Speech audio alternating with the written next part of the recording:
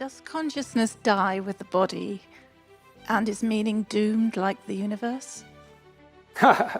Well, I don't know, I would say. I mean, we don't understand consciousness. We don't really understand its place in the cosmos, let's say, but I'm not qualified to answer such questions. I would say, though, that no one stops listening to a symphony because they know it's going to end. And so I think, in some sense, our proper task is to find the meaning within the finite. When I had clinical clients who were consumed with such questions, because you can pick a time frame of evaluation that makes all your efforts futile, right? So, well, the sun is going to envelop the earth. I think it's 4 billion years, so get ready. It's like, well, what's the point of stopping this baby from crying when the sun is going to envelop the earth in 4? Well, yeah, you all laugh, right? But that laughter, you see, that's a sign of wisdom. That's preposterous. Why? I mean, that's the existential question, right? It's like, well, if we're all doomed to ashes and decay, why do anything? Well, I used the baby crying for a reason. I mean, who in the world is going to use that argument to not feed their baby? Well, why feed that thing? In 4 billion years, the sun's going to envelop the earth. It's like, wrong time frame, folks. And so what I would say, and I did say to my clinical clients, if you're adopting a time frame that makes what you're doing appear trivial, the problem isn't necessarily what you're doing, although it might be, and you have to ask yourself that question because perhaps you are engaging in something that's more trivial than you should be. The problem is that your mind, which is capable of leaping across evaluative frameworks, has picked a time frame inappropriate for the task. So quit doing that. Instead, you could say, well, why don't you practice adopting the time frame that imbues your properly oriented action with the deepest possible apprehended meaning? And why would you not think that the fact that that meaning manifests itself with the proper choice of time frame, why wouldn't you accept the fact that's indication of a valid choice? It certainly feels like it. You know what it's like. You get engaged in something, a deep conversation, a piece of music, a piece of art, something you love doing, someone you love being with. You get engaged in that. You lose your sense of temporality. And you don't pop out of it and think, oh my God, I wish I would have used a time frame that made everything irrelevant because of my cognitive brilliance. You think, hey, we could do that some more. Like, how about all the time? And that's a good goal. It's like, yeah, how about that all the time? And then you've got time right when you're engaged like that. And I would say that's a profound neurophysiological signal that you're in the right place at the right time, right? Because it's accompanied by a sense of deep well-being. And that's literally an antidote to suffering. I mean that literally. It's with many of my clients who were suffering, what we would strive to do was not so much make them happy, because sometimes that was impossible. They were so crippled in so many ways, often physically and in pain, but something meaningful. That would keep them going and keep them from straying and keep them from thinking homicidal and genocidal thoughts, all of that.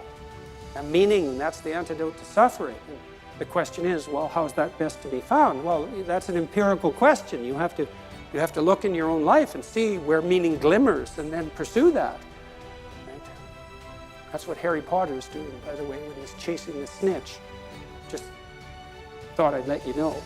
And you win the game if you catch that. Well, that's not exactly like you get 100 points, but it'll do. So, another question.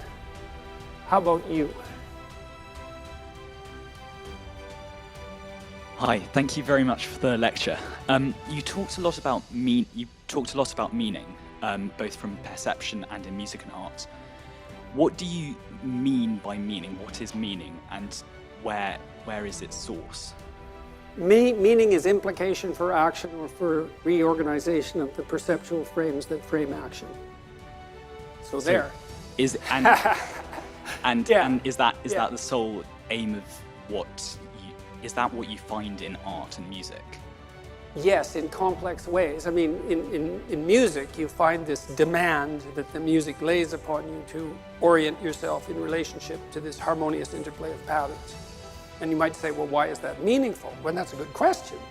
Well, it's because you're acting out something like the adaptation of your soul to the structures of reality itself.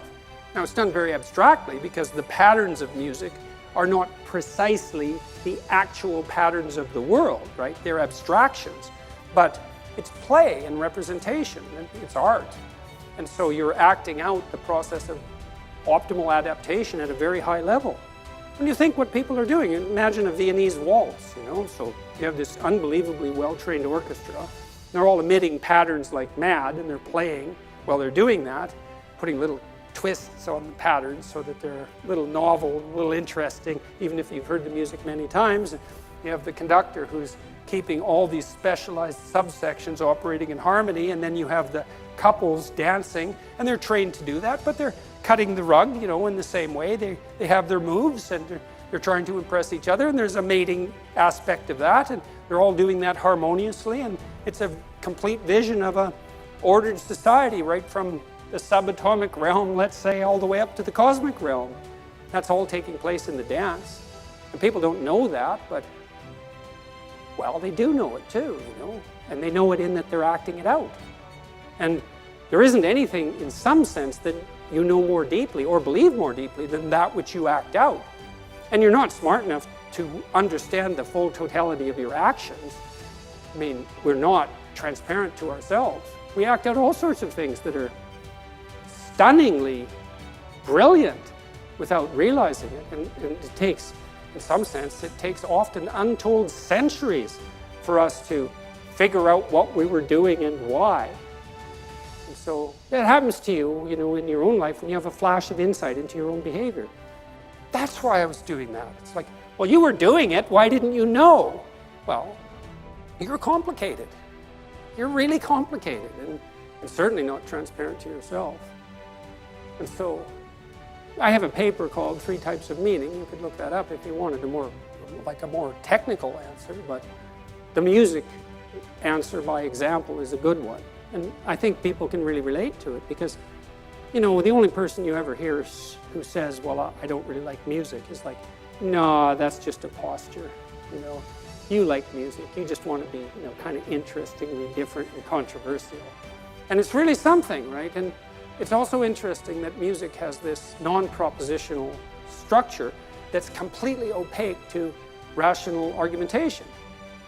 I used to like to watch punk rockers, especially the ones who did mosh pit punk rock. And I went to a Ramones concert once. It was quite comical. I was on the 2nd floor. It was so loud I couldn't hear for 3 days after this concert because it was a pretty little theater. We sat about 800 people, and they had their stadium speakers in there. It was like sonic wall of sound, and we were above this mosh pit, and there was all these nihilistic punk rockers down there smashing into each other and throwing themselves off the stage. And I thought, for all this talk of nihilism, there you are dancing to the harmonious patterns of life. It's like, smash the state and all of that. It's like, we'll groove to that. Yeah, it's very comical. So even among the most propositionally nihilistic, they still fall in love with music. It might be harsh and grating to some ears, but you start where you can. And I like the Ramones, so that was fun.